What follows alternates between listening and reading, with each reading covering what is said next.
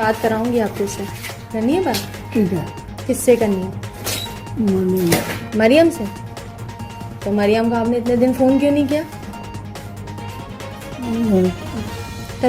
भारतीय अदाकार हैं और कॉमेडियन हैं जॉनी लीवर, उन्होंने हमें ज्वाइन किया है। बहुत शुक्रिया सर आपके वक्त का। सर आप भी इंतहाई सीनियर हैं, आपकी कॉमेडी को हम देखते हुए पले बढ़े, हमने बड़ा हम इसे महसूस भी हुए। लेकिन आज उमर शरीफ जो कॉमेडी किंग हैं, जो बादशाह हैं बेताज कॉमेडी के, वो हमारे बीच नहीं रहे। आपके तासुरात जानना चाहेंगे? जी बहुत बड़ा लॉस है, बहुत बड़ा लॉस है पाकिस्तान के फिल्म इंडस्ट्री के लिए और स्टेज शोज के लिए। उन्होंने जो प्लेस को एक नया मकाम दे दिया, उन्होंने एक बहुत बढ़िया दर्जा दिया उन्होंने। और फिर जो भी वो करते थे टेलीविज़न की शोज वगैरह और लाइव शोज में जो भी बोलते थे, वो तो नंबर 1 के एक्टर थे, नंबर 1 स्टार थे। क्योंकि उमर शरीफ से लोग एक्सपेक्ट करते थे कि उमर शरीफ आज आने वाले हैं, क्या बोलेंगे, और वो लोगों के एक्सपेक्टेशन के ऊपर बोल जाते थे। ये उमर शरीफ, ये बहुत बड़ी बात है। हमारे कॉमेडियंस में बहुत कम लोग होते हैं जिनमें उमर शरीफ है। उमर शरीफ अपनी एक जगह है, मोइन अख्तर साहब की अपनी जगह है, अमन साहब अपने काम करते हैं, जॉनी लीवर अपना काम करता है, लेकिन उमर शरीफ का अपना काम है, वो अलग काम है, वो अलग से दिखाई देता है। वो ऐसे फनकार थे, ऐसे फनकार लोग कहाँ होते हैं? ये तो हज़ारों सालों में एक फनकार पैदा होते हैं। ये उमर शरीफ थे। और अदाकारों की कोई सरहद नहीं होती। आप लोगों का जो रिश्ता है, मतलब जब उमर शरीफ साहब की वो अपील आई कि उनके इलाज के लिए इंतजाम जल्द अज जल्द हो जाएं, आप भी उन शख्सियात में से एक थे जिन्होंने कहा था कि उमर शरीफ साहब के लिए जो कुछ करना चाहिए होना चाहिए। लेकिन ज़रा आप ये बताएं, उमर शरीफ साहब को पहली दफ़ा कब आपने देखा, कब सुना, कब आप उनके फ़ैन बने? मैं 1990 में मैं उनको पहले कुछ उनके कैसेट ऑडियो कैसेट आया करती, उसमें मैं उनको सुनता था। उसके बाद 1990 में वो फिर वो बकरा किस्सा में वो फेमस हो गया था। अच्छा। उनका प्ले ना, उससे उनका बहुत नाम हो गया था ना। तो फिर वो कोई फिल्म लिखने के लिए यहाँ इंडिया आए थे और 1990 में आए थे, मतलब आज से 31 साल पहले।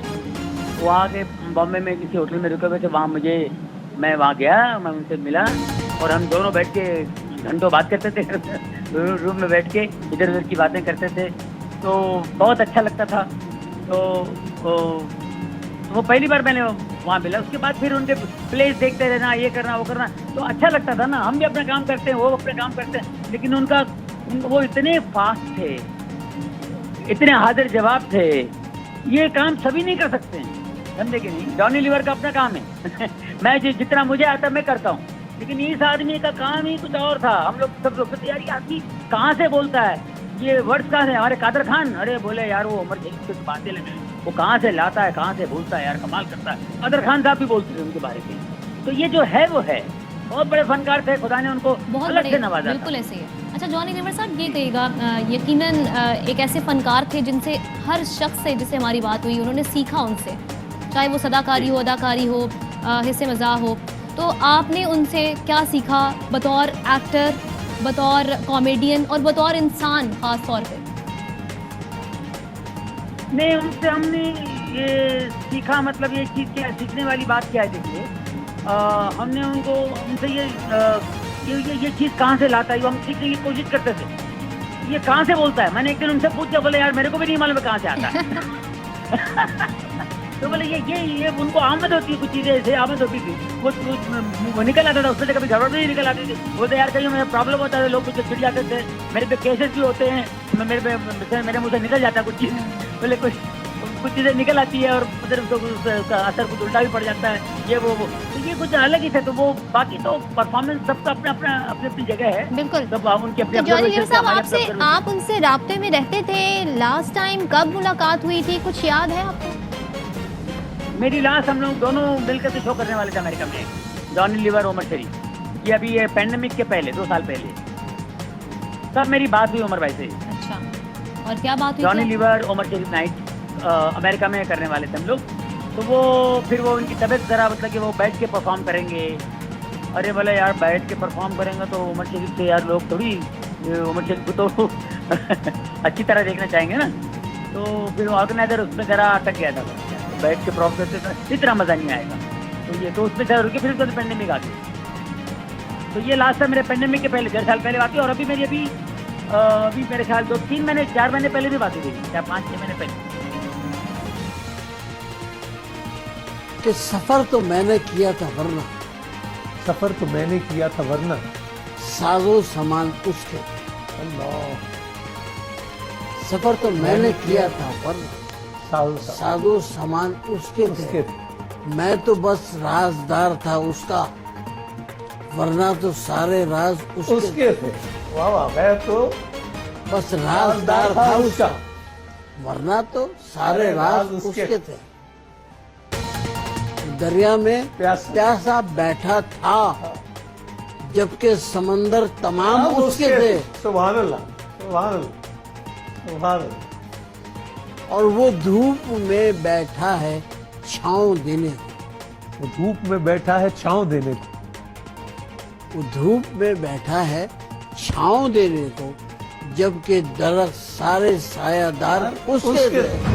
कई दहाइयों तक लोगों के चेहरों पर हंसी सजाने वाले उमर शरीफ बिलाखिर पहली मर्तबा अपने लाखों करोड़ों फैंस को सोगवार और उनकी आंखों में आंसू देकर दुनिया छोड़कर चले गए। वो गुज़िश्ता कुछ महीनों से सख्त अलील थे और पाकिस्तानी हुकूमत से दरखास्त करने पर उनके लिए अमेरिका में इलाज के लिए खसूसी इंतजाम किए गए थे, मगर दौरान सफर उनकी तबीयत अचानक बिगड़ जाने पर उमर शरीफ को जर्मनी के अस्पताल मुंतकिल कर दिया गया था। उनके दिल के वॉल्व कमजोर थे, जिसकी वजह से दौरान खून में रुकावट पेश आ रही थी। साथ ही साथ उनके गुर्दों ने भी काम करना छोड़ दिया था और बिलाखिर 2 अक्टूबर 2021 के रोज वो इस जहाने फानी से कूच कर गए। उमर शरीफ की वफात के साथ ही कॉमेडी के एक सुनहरे दौर का इख्तिताम भी हो गया और वो बहुत से लोग जो उनके मिजाहिया प्रोग्राम देखकर बड़े हुए थे, आज उनके लिए आंखों में आंसू लिए मगफिरत की दुआ कर रहे हैं। अपने इस वीडियो सेशन में हम न सिर्फ इस कॉमेडी लेजेंड की दास्तान हयात बल्कि उनकी जिंदगी के आखिरी लम्हात भी आपके साथ शेयर करेंगे। बात कराऊंगी आपको से, करनी है बात? ठीक है। किससे करनी है? मरियम से। तो मरियम को आपने इतने दिन फोन क्यों नहीं किया? लेजेंडरी एक्टर उमर शरीफ 19 अप्रैल 1955 में कराची के इलाके लियाकताबाद में पैदा हुए। 1974 में 14 साल की उम्र में उन्होंने फन की दुनिया में कदम रखा। उनका असल नाम तो मोहम्मद उमर था, मगर मीडिया में आने के बाद उन्होंने अपना नाम उमर शरीफ रख लिया। बेसाख्ता अदाकारी, बर्जिस्ता और शगुफ्ता मेजबानी, अछूता और मुनफरिद अंदाज उमर शरीफ की पहचान बन गया। उमर शरीफ अपनी नौयत के वो वाहिद फनकार थे कि जिन्होंने स्टेज ड्रामों को पहली बार ऑडियो कैसेट्स के जरिए रिलीज किया और दुनिया में शायद ही कोई दूसरी मिसाल ऐसी हो जिसमें किसी फनकार को ऑडियो कैसेट्स के जरिए न सिर्फ मुल्क में बल्कि 7 समंदर पार तक मकबूलियत मिली। उमर शरीफ के पाकिस्तान में तो करोड़ों मद्दाह थे ही, साथ ही साथ हमसाया मुल्क हिंदुस्तान में भी बहुत से बॉलीवुड एक्टर्स और सफे अव्वल के कॉमेडियन उन्हें अपना आइडियल माना करते थे। 90 की दिहाई में उमर शरीफ को साउथ एशिया का किंग ऑफ कॉमेडी खिताब दिया गया। स्टेज ड्रामा बकरा किस्तों पर उनका बेइंतहा मशहूर हुआ। स्टेज ड्रामों में उमर शरीफ की जोड़ी मोइन अख्तर के साथ बेहद मकबूल रही। उन्होंने टीवी, स्टेज अदाकार, कॉम्पेयर, फिल्म डायरेक्टर, कंपोजर, शायर और प्रोड्यूसर तमाम शोबों में अपनी सलाहियतों का लोहा मनवाया। बेपनाह खिदमात के बायस हुकूमत पाकिस्तान ने उन्हें तमगा इम्तियाज से भी नवाजा। स्टेज ड्रामा बकरा किस्तों पर के अलावा बुड्ढा घर पर है, हम सब एक हैं, चांद बराए फरोख, मुझे बीवियों से बचाओ, अकबर आजम और उस जैसे बहुत से कॉमेडी शोज से वो शोहरत की दुनिया में बुलंदियों को छू गए। किसी ने लेजेंड सुपरस्टार का नाम दिया तो किसी ने कॉमेडी किंग पुकारा। अपने निराले मुनफरिद अंदाज से दुनिया भर में अपना लोहा मनवा कर जिंदगी भर दाद समेटते रहे। अगरचे अपने करियर और उम्र के आखिरी हिस्से में उन्होंने स्टेज ड्रामों में परफॉर्म करना छोड़ दिया था, लेकिन टेलीविजन पर गाहे गाहे वो मुख्तलिफ शोज किया करते थे और लोगों के चेहरों पर हंसी सजाते। ढलती उम्र के असरात उनकी सेहत पर नुमाया नजर आना शुरू हो गए। कई साल कबल उनकी ओपन हार्ट सर्जरी हो चुकी थी, मगर उम्र के साथ साथ उनके दिल के वॉल्व्स कमजोर पड़ चुके थे, हार्ट मसल्स कमजोर हो चुके थे, जिसकी वजह से जिस्म में दौरान खून में रुकावट पैदा हो रही थी। उसके इलाज के लिए उन्हें एक मरतबा फिर डॉक्टर्स ने ओपन हार्ट सर्जरी ही तजवीज की थी, लेकिन उनके गुर्दे भी ठीक तरह से काम नहीं कर पा रहे थे, चुनाचे ओपन हार्ट सर्जरी मुमकिन नहीं थी। अमेरिका में मुकीम मशहूर पाकिस्तानी एक्ट्रेस रीमा के शौहर डॉक्टर तारिक शहाब ने मीडिया को बताया था कि उमर शरीफ का इलाज अमेरिका में मुमकिन है और डॉक्टर तारिक शहाब ने वाशिंगटन में उनके इलाज मौलजी के लिए तमाम इंतजाम भी मुकम्मल कर लिए थे और इस सारे प्रोसीजर में वो पाकिस्तानी डॉक्टर से भी मुसलसल राब्ते में रहे। चंद हफ्ते पहले उमर शरीफ का पाकिस्तानी वजीर आज़म इमरान खान के नाम एक पैगाम सोशल मीडिया पर वायरल हुआ, जिसमें उन्होंने अपने बेहतर इलाज के लिए हुकूमत पाकिस्तान की तरफ से उन्हें अमेरिका भिजवाने की दरखास्त की। चुनाचे इमरान खान के अहकामात पर खुसूसी तौर पर उमर शरीफ के लिए एयर एम्बुलेंस मंगवाई गई, जिसके जरिए उन्हें जॉर्ज वाशिंगटन हॉस्पिटल मुंतकिल किया जाना था, जहां उनके दिल के वॉल्व का एक बिल्कुल नई टेक्निक माइट्रल वॉल्व क्लिपिंग के जरिए इलाज किया जाना था।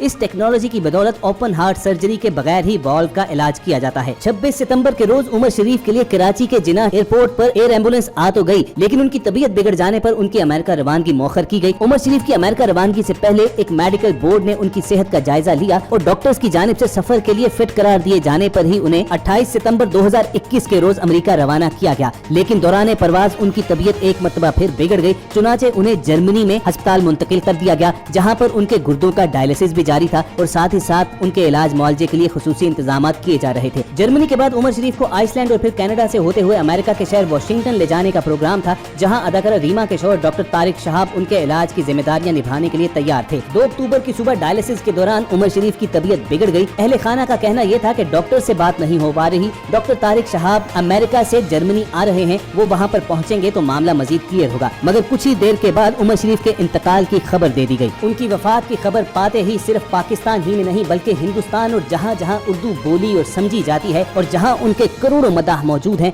वहाँ पर गम की लहर दौड़ गई और वो मिजाहिया स्टेज ड्रामों के इस बेताज बादशाह को खिराज तहसीन पेश करने लगे। पाकिस्तान के एक और कॉमेडी लेजेंड सोहेल अहमद का कहना यह था कि उमर शरीफ बैनुल-अक़वामी सतह पर हमारे जाने पहचाने फनकार थे।